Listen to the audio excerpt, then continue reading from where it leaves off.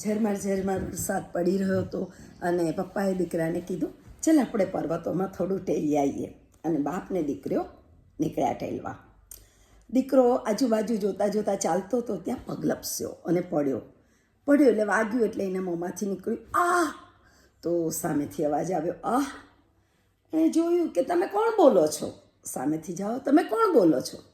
તો કે મૂરખ જેવા છો સાવ. તો સામેથી જવાબ મૂરખ જેવું. અને પપ્પાને પૂછ્યું કે પપ્પા આ શું થઈ રહ્યું છે?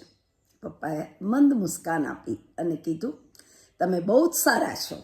સામેથી જવાબ આવ્યો તમે બહુ જ સારા છો. પપ્પાએ કીધું આભાર. તો સામેથી જવાબ આવ્યો આભાર. હા મિત્રો, આપણે જાણીએ છીએ આપણે જે બોલીએ છીએ એનો ઇકોસિસ્ટમની રીતે પ્રતિધ્વનિ આવે છે. પણ પપ્પાએ દીકરાને આ સમજ આપી કે આપણું જીવન પણ જે કર્મ કરીશું એવો જ પ્રતિધ્વનિ આવશે. તો આપણને જેવું ગમે છે એવો જ આપણે વ્યવહાર બીજા સાથે રાખીએ તો આપણી પાસે એ જ વ્યવહાર આવશે. એવું જ બોલીએ જે આપણને સાંભળવું ગમે છે તો આપણને એ જ સાંભળવા મળશે જે આપણે બોલીશું. તો હંમેશા આપણે આપણા વ્યવહાર પર, આપણા વાણી પર જેટલી પણ મધુરતા, જેટલી પણ સારી વાત લાવીશું એટલી જ આપણા કાનને સાંભળવા મળશે.